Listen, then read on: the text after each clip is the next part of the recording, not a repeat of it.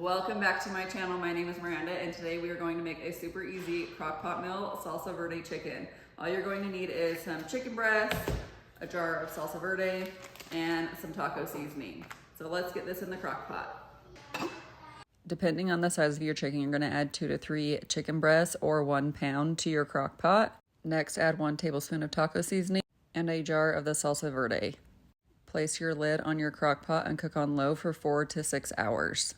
Now that the chicken is done cooking, go ahead and remove your lid, and then we're going to shred the chicken up. I like using a whisk because it's actually really easy to do. If you've never used it before, definitely give it a try. Otherwise, you can take 2 forks and shred your chicken that way too.